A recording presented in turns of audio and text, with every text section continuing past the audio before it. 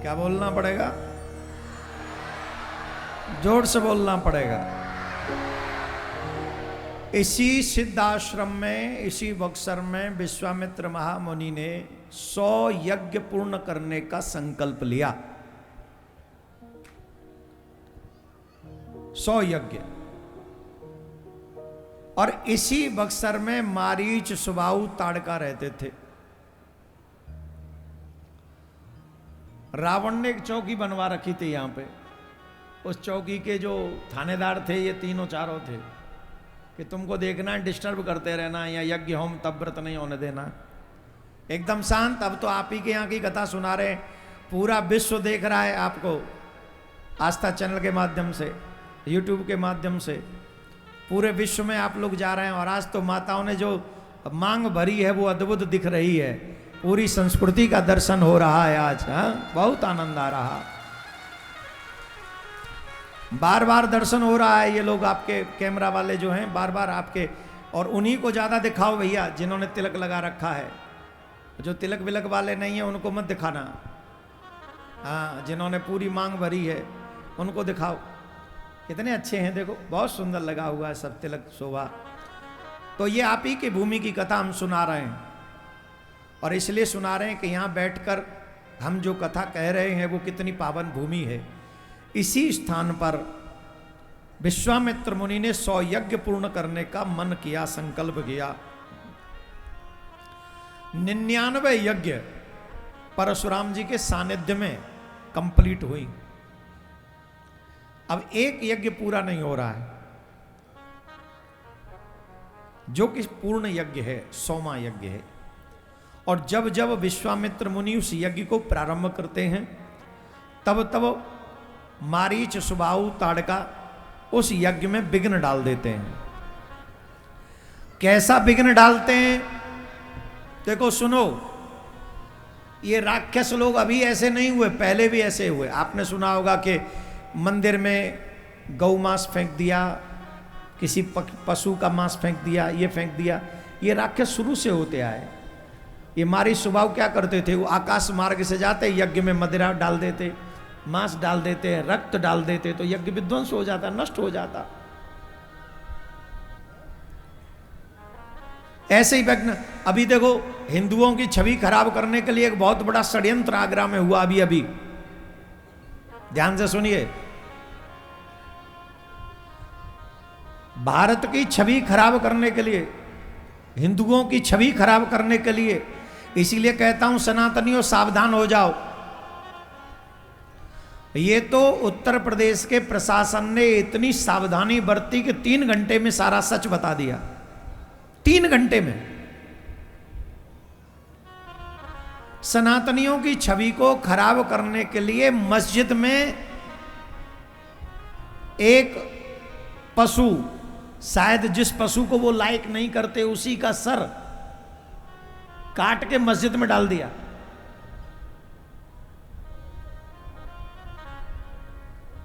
और उस समय शायद जुम्मा की कोई होती होगी, क्या नमाज विवाज होती है, वो करनी होगी। और उसमें 3-4 घंटे 5 घंटे का गैप था। पता चला, अब नमाज के बाद जब इकट्ठा होते तो आपको पता ही है, हमारे यहाँ तो कथा के बाद प्रसाद बांटते हैं, उनके यहाँ पत्थर बांटते हैं, आपको मालूम ही होगा। हमारे यहाँ कथा हो जाए तो हम प्रसाद बांटते हैं, ले आए हो प्रसाद ले जाओ, प्रसाद ले जाओ। और वहाँ वो तो नमाज हो गई, बोले हाँ हो गई, लो पत्थर ले जाओ, पत्थर ले जाओ। वो पत्थर प्रसाद मिलते हैं उनके यहाँ। और प्रशासन को भी लगा कि फिर पत्थर मिलेंगे, करें क्या, बहुत कम समय बचा है, पकड़ना ही पड़ेगा कि किसने ये हरकत की है। पता चला उसी के समुदाय के एक व्यक्ति ने उस मस्जिद में एक पशु का सर काट के रखा है, उसी के मजहब के व्यक्ति ने। और अगर वो नहीं पकड़ा जाता तो हिंदुओं के ऊपर ये बात आ जाती कि ये हिंदू दलों ने ऐसा किया है, और इसलिए मार काट करने के लिए वो तैयार हो जाते, और उन्हें बहाना मिलता कि हमारी मस्जिद में अवैध काम किया। इसलिए हिंदुओं को बदनाम करने का हर क्षेत्र में काम हो रहा है। मैं बार बार कह रहा हूं सनातनियों, इस देश की भी छवि बचानी है, अपना धर्म भी बचाना है, तो हम सबको एक साथ खड़े होकर उन्हें कट जवाब देना पड़ेगा। जो भाषा वो जानते हो उस भाषा में जवाब देना पड़ेगा। जो भाषा उनकी समझ में आए, रामायण कुरान की भाषा समझ में आए तो रामायण से दिया उपदेश दे दो, और अगर उन्हें पत्थर की भाषा समझ में आती हो तो हमारे यहां तो भगवान श्री कृष्ण गिरिराज पर्वत भी उठा लेते हैं। हमारे यहां हनुमान जी पत्थर उठा के समुद्र में फेंक देते हैं। हमारे पास हर प्रोग्राम का सिस्टमेटिक इलाज है, बस हम तो संविधान का पालन कर रहे हैं। नहीं तो सियावर रामचंद्र की। हम पर्वत को उठाना भी जानते हैं और हम पर्वत को तैराना भी जानते हैं। हम तैरा भी लेते हैं। हाँ, तो ये देख लो, तुम तैरना चाहते हो कि उठना, लेकिन हम सबको इकट्ठा होना पड़ेगा अपने धर्म के लिए। भगवान श्री राम यही आए थे यज्ञ की रक्षा करने के लिए। विश्वामित्र जी जब यज्ञ कर रहे थे तो मारी सुबाहु ने उनके यज्ञ में विघ्न डाल दिया। वो यज्ञ पूरा नहीं होने दे रहे हैं। गाधि तनय मन चिंता व्यापी, हरि बिनु मरहि न निश्चर पापी। भगवान के बिना ये राक्षस मरने वाले नहीं है। अब क्या करें? तो उस समय मुनि विश्वामित्र जी को ये आभास हुआ, हरि अवतरेउ हरनि मई भारा। प्रभु अवतरेहु, प्रभु ने अवतार ले लिया पृथ्वी का भार हरण करने के लिए।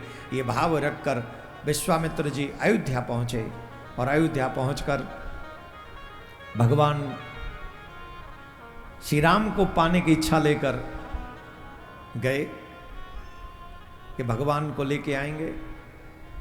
मुनिया गवन सुना जब राजा, हर्ष गयऊ मिले विप्र समाजा। जैसे ही आगमन सुना, मुनि आए हैं, द्वार पर आकर प्रणाम किया, चारों राजकुमारों से प्रणाम करवाया। प्रसंग बड़ा है, बस एक सूक्ष्म में भाव समझ लीजिए। दशरथ जी ने पूछा, मैं आपकी क्या सेवा करूं? आपके द्वार पर अगर कोई अतिथि आए तो सबसे पहले विनम्र हो जाओ और उसकी इच्छा के अनुसार उसकी सेवा करो। जो अतिथि चाहे, अगर सामर्थ्यवान हो तो उसकी इच्छा अनुसार कर्म करो। ये हम नहीं कह रहे, हमारा संस्कार कहता है, हमारी सभ्यता कहती है, हमारे ग्रंथ कहते हैं। अच्छा एक बात बताओ, एक व्यक्ति कोई आए, महात्मा आए आपके पास में और आपसे कहे कि आप अपने बेटे हमको दे दो, हम इनको ले जाएंगे, थोड़ा देश धर्म के काम आएगा। ये आजकल के मम्मी पापा देंगे? जवाब दो। बोले एक तो पप्पू है, बहू है, तुम ले जाओ, हम क्या करेंगे? तो जो व्यक्ति आज के सुरक्षित समय में भी अपने बेटे को नहीं दे सकता धर्म की रक्षा के लिए, सोचो। दशरथ जी से कहा अपने 2 पुत्र दे दो हमको। दशरथ जी कहते हैं, महाराज मांगऊ भूमि धेनु धन कोसा, सर्वस्व देहु आज सहरोसा। आप भूमि मांग लीजिए, मेरा राज्य मांग लीजिए, मैं पूरा राज्य दे दूंगा। मेरा कोष मांग लीजिए, मैं पूरा कोष दे दूंगा। जो चाहिए, गाय मांग लीजिए, सोना मांग लीजिए, जो चाहिए सो ले लीजिए, एक क्षण में दे दूंगा, एक पल की देरी नहीं करूंगा मैं। सो में दे निमिष एक माही, एक पल में दे दूंगा। इतना ही नहीं, और कुछ मांगना है। देह प्राण ते प्रिय कछु नाही। अच्छा एक बात बताओ, पैसा ज्यादा प्यारा है कि परिवार? जोर से बोलो, हैं? सही बताओ। तुम्हारे चाचा बीमार हो जाएं, या तुम्हारे फूफा बीमार हो जाएं, या तुम्हारे ताया बीमार हो जाएं, और डॉक्टर कहे 5 करोड़ रुपए लगेंगे, और तुम पे 4.5 करोड़ ही हैं अब तक की कुल कमाई, दोगे? चाचा के लिए, ताऊ के लिए, फूफा के लिए दोगे? चाचा के लड़के से क्या कहोगे? देख ले भाई, थोड़ा बहुत होता तो हम भी देख लेते, पर ये तो ज्यादा है, तुम देखो कैसे करोगे? कहोगे कि नहीं? सच तो, यहां तो सच बोलो। कौन सा तुम्हारा डॉक्टर आज ही चेक कटवा रहा? यहां भी मुंह ताक रहे हो हमारा। और सच बोलो ना, तुम भी किसी की चाची होगी, चाचा होगे, देगा कोई 4 करोड़ तुमको? 1 करोड़ ही दे दे, 1 लाख ना निकाले तुम्हें देख के तो वो कहेगा पता नहीं 1 लाख भी दे दिए तो लौटेगा कि नहीं लौटेगा। फिर भी चाचा है, ताऊ है, चलो 1 लाख दे देंगे, 2 लाख दे देंगे, 1 करोड़ नहीं देंगे। अरे भैया क्षमा कर भाई, इतना नहीं हम पे। हाँ जी कि ना जी? अच्छा, यही बात आपके ऊपर आ जाए तो, आपके शरीर में रोग लग जाए और डॉक्टर कहे कि 10 करोड़ लगेगा, तो बच सकते हो, नहीं तो नहीं। और जीवन भर की कमाई रखी है बैंक में, वो 10 ही है। अब बोलो क्या करोगे? जोर से बोलो। अरे चूल्हे में जान दे, लगा दे 10 में, और होगी देख जाए, और कमा लेंगे, लगाओ। दे दोगे कि नहीं? तो शरीर से प्यारा पैसा, जोर से बोलो, नहीं है। पक्की बात कि पैसे से प्यारा है शरीर। अब शरीर में ही डॉक्टर ने कह दिया कि यहां तक मामला खराब हो गया, ये हाथ काटना पड़ेगा, तब जान बचेगी तुम्हारी, नहीं तो ब्रह्मांड में तुम्हारी जान नहीं बच सकती, हाथ काटना ही पड़ेगा। अब बताओ, जान बचाओगे कि हाथ? जोर से बोलो। पैसे से प्यारा शरीर, और शरीर से प्यारा प्राण।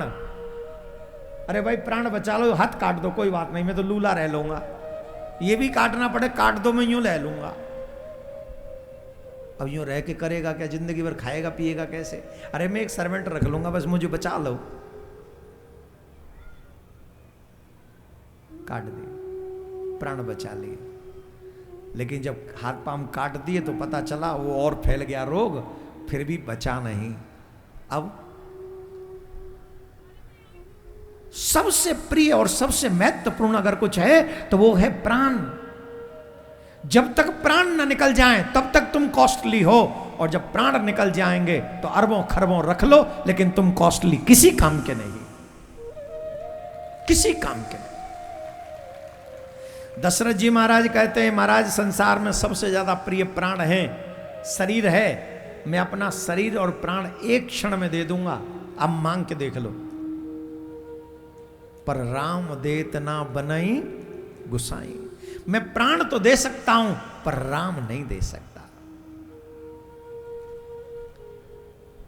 जिस राम को प्राण देने के बाद भी दशरथ जी देना नहीं चाहते, उन्हीं राम को हम सब भूले बैठे हैं, उन्हीं राम को भुलाए बैठे हैं, समझते नहीं है हम। तब वशिष्ठ जी महाराज आए, तब वशिष्ठ जी ने कहा दशरथ जी से, अरे एक बात बताओ, तुम्हें राम की प्राप्ति हुई कैसे? बोले राम जी की प्राप्ति संतों ने कराई। बोले देखो, आज गृहस्थी लोग हैं ना, गृहस्थी लोग गृहस्थ की भाषा समझते हैं। वशिष्ठ जी जान गए, कैसे जाएंगे? बोले एक बात बताओ, राम जी अब हो रहे हैं 14-15 साल के, विवाह करनो है कि नहीं करनो है? बोले हाँ करनो है। कितने मलूक हैं राम जी, कितने सुंदर है राम जी, बताओ ऐसी कन्या ढूंढ पाओगे? बोले नहीं महाराज, वो तो आप ही ढूंढोगे। बोले नहीं, हम पे नहीं ढूंढ रहे, हम पे राम जी लाने थे, ले आए, लेकिन अब कोई संत ही हैं जो राम की दुल्हन लाएंगे, और हमको तो लगता है वो सुंदर समय आ गया है जिससे तुम्हें तुम्हारी बहू पुत्र वधू मिल जाए। इसलिए जाओ, अपने अपने संत को आदर करो, संत को प्रणाम करो, और जो संत चाहते हैं उनके अनुसार कार्य करके भगवान को इनके साथ में भेज दो राम को। तो अभी 2 भेजोगे तो ये 4 होके आएंगे, और कहीं 4 भेज दिए तो 8 होके आएंगे।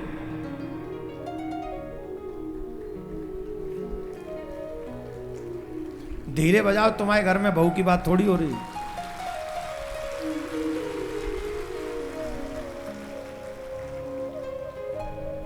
दशरथ जी को लगा ये ब्याह करवा दे, अरे महात्मा है, करवा दें।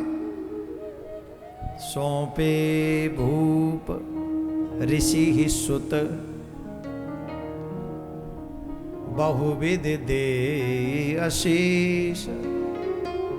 सौंप दिया, अब आप जानो आप ही इनके माता पिता हो। ठीक है। तब राम जी लक्ष्मण जी विश्वामित्र जी के साथ बक्सर के लिए प्रस्थान किया, अयोध्या से बक्सर के लिए।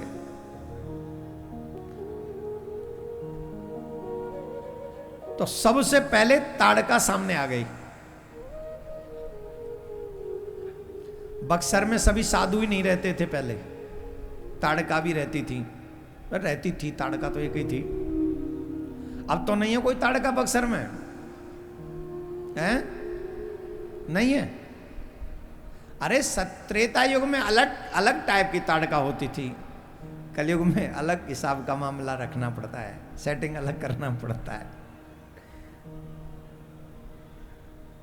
ध्यान से सुनिए।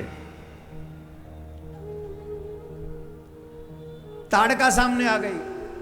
विश्वामित्र जी ने कहा राम यही है वो दुष्ट ताड़का, इसका वध करो। राम जी ने कहा कि मैं तो इस पर हाथ नहीं उठा सकता। क्यों? तुम हाथ क्यों नहीं उठाओगे? बोले प्रभु हमारे रघुवंश में ये मर्यादा है कि रघुवंशी योद्धा कभी स्त्रियों पर हाथ नहीं उठाते।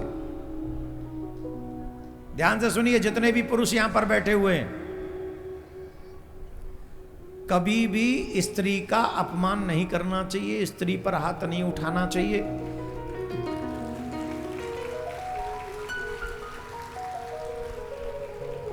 जोर से ताली बजा रही हैं देवियां। हाँ, आप सभी से आग्रह है हमारा, जितने भी पुरुष बैठे हैं, अगर तुमको ड्राम में न जाना हो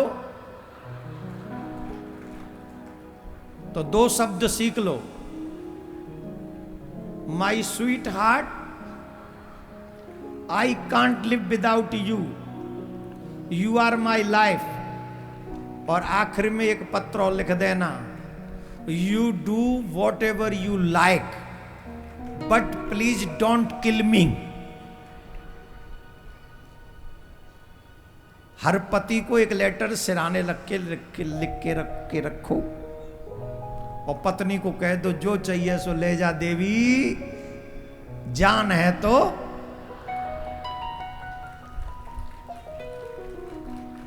और यही बात देवियों को भी लिख देनी चाहिए।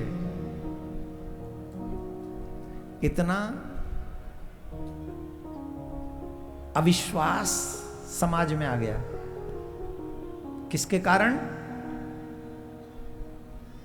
न रामायण पढ़ी, न गीता पढ़ी, न भागवत पढ़ी।